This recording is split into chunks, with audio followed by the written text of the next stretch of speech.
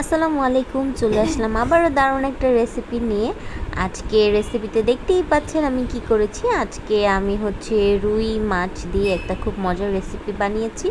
তো চলুন দেখে নেওয়া যাক। এখানে আমি আগে থেকেই রুই মাছটা সুন্দর করে কেটে ধুয়ে এভাবে নিয়ে নিয়েছি। তো এটাকে আমি ভাজবো না, একদম তাজা রুই মাছটা, এটা গতকালকে আব্বু এনেছে বাজার থেকে। আর এইদিকে আমি কিছু আলু এভাবে গোল গোল করে কেটে নিয়েছি আর ধুয়ে এভাবে রেখে দিয়েছি। তো চলুন শুরু করা যাক। এই তো প্রথমে একটা বড় কড়াইতে আমি একটু তেল দিয়ে নিলাম। একটু না, এখানে আমি প্রায় 5 টেবিল চামচের মতো সয়াবিন তেলটা ব্যবহার করেছি। যেহেতু এখানে প্রায় 20 পিসের মতো মাছ, 19 থেকে 20 পিস, এই জন্য তেলটা বেশি দিলাম।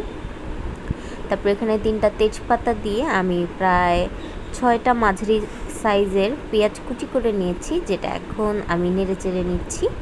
আর ভাজা ভাজা হওয়া পর্যন্ত অপেক্ষা করব, বা গোল্ডেন ব্রাউন কালার যখন চলে আসবে তখন বাকি মশলা। আর আমার এই ভিডিওগুলো যদি আপনাদের ভালো লেগে থাকে, একটু কষ্ট করে লাইক কমেন্টস করবেন আর শেয়ার করতে পারেন যদি কারো প্রয়োজন হয় এই রেসিপিগুলো। তো এই তো এখানে আমি দিয়ে দিচ্ছি 1.5 টেবিল চামচের মতো হলুদ গুঁড়ো দিয়ে এখানে একটু পানি দিয়ে নিব, যাতে গুঁড়া মশলাটা পুড়ে না যায়। চুলার আঁচটা এই পর্যায়ে কমিয়ে দিবেন। এখানে প্রায় আমি 2 টেবিল চামচের মতো মরিচ গুঁড়ো ব্যবহার করেছি, যেহেতু আমরা ঝাল বেশি খাই এজন্য বেশি দেওয়া।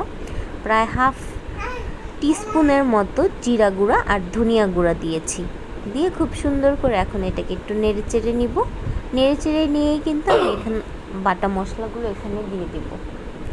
তো বাটা মশলার মধ্যে শুধুমাত্র রসুন আর আদাটাই ব্যবহার করব। তো এখানে আমি প্রায় 1 টেবিল স্পুনের মতো রসুন বাটা আর 1 টেবিল স্পুনের মতো আদা গুঁড়াটা ব্যবহার করেছি, দিয়ে খুব সুন্দর করে নেড়ে চেড়ে এখানে আমি পরিমাণ মতো লবণ দিয়ে নিব। আমি এখানে ব্যবহার করেছি প্রায় 1.5 টেবিল চামচের মতো, যেহেতু এখানে তরকারিটা বেশি। তো আপনারা যখন অল্প করে রান্না করবেন তখন হিসাব করে পরিমাণ মতো দিয়ে দিবেন। আমার চ্যানেলটা সাবস্ক্রাইব করতে একদমই ভুলবেন না, যদি এমন সুন্দর সুন্দর ভিডিওগুলো আপনারা দেখতে চান সব সময়। তো মশলাটাকে আমি আর বেশি কষাইনি, কারণ এখন মাছগুলো দিয়ে আমি খুব ভালো মতো আরেকবার কষাবো। তো এই যে মাছগুলো এখন দিয়ে নিচ্ছি এক এক করে। সব মাছগুলো দিয়ে দেওয়া শেষ। এখন একটু নেড়ে চেড়ে নিব, একটু নেড়ে চেড়েই কিন্তু আলুগুলো দিয়ে দিয়েছি। এখন আলুগুলোও কিন্তু আমি খুব সুন্দর করে নেড়ে চেড়ে নিব। তো এই মাছটা যত ভালোভাবে আপনি কষাতে পারবেন ততই কিন্তু এটার ভালো স্মেল আসবে, খেতে দারুণ লাগবে। তো এই তো আমি এখন এগুলো সবগুলোকে একসাথে নেড়ে চেড়ে সুন্দর করে মশলাগুলো মাখিয়ে নিচ্ছি। নেওয়ার পরেই কিন্তু আমি এটাকে ঢেকে দিব। আর এখান থেকে কিছু পানি বের হয়, ওই পানি দিয়েই কিন্তু মাছটা কষানো হয়ে যাবে। এক্সট্রা কোনো পানি আপনাকে ব্যবহার করতে হবে না। এই যে দেখেন, মাছ থেকে অলরেডি কিন্তু কিছু পরিমাণ পানি বের হয়ে গেছে। আর এই তো আর বলকও চলে এসেছে। তো আমি এটাকে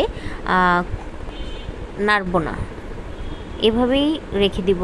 চেষ্টা করবেন যে 2 পাশে ধরে কড়াইটার একটু ঝাঁকি দেওয়ার, কারণ যদি আমি খুন্তি ব্যবহার করি বেশি তাহলে কিন্তু মাছগুলো ভেঙে যাবে। তো আমার মাছটা কষানোর পরে আমি এভাবে অল্প কিছু পানি দিয়ে নিয়েছি, যাতে আলুটা সিদ্ধ হয়। আপনারা যদি আলুটা ব্যবহার না করেন তাহলে এক্সট্রা পানি দেওয়ার দরকার নেই।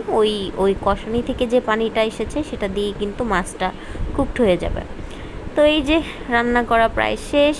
এখন আমি এখানে টালা জিরা গুঁড়া দিয়ে নিচ্ছি। আর আপনারা জিরার পরিবর্তে অন্য কিছু ব্যবহার করলে করতে পারেন, যেমন ধনিয়া পাতা। সেই ক্ষেত্রে তেজপাতাটা দিবেন না, কারণ তেজপাতাটা দিলে তখন ধনিয়া দেওয়া লাগে না, ধনিয়া পাতা। আর ধনিয়া পাতা দিলে তেজপাতা দেওয়া লাগে না। তো এই যে মোটামুটি হয়ে গেছে আমার আজকের রান্না। আর এইরকমভাবে মাছটা রান্না করলে দেখবেন যে বড় ছোট সবাই খুব এনজয় করে খাচ্ছে, অনেক মজা পাচ্ছে। তো এই তো আজকের মতো এই পর্যন্তই। যদি আমার ভিডিওটা ভালো লেগে থাকে, কি করবেন তো জানাই আছে, লাইক কমেন্টস অ্যান্ড সাবস্ক্রাইব। এই আমার মাছের ফাইনাল লুক, আর এটা খেতে ভীষণ ভীষণ মজা। আজকে এই পর্যন্তই। সবাই ভালো থাকবেন, সুস্থ থাকবেন। আল্লাহ হাফেজ। আসসালামু আলাইকুম।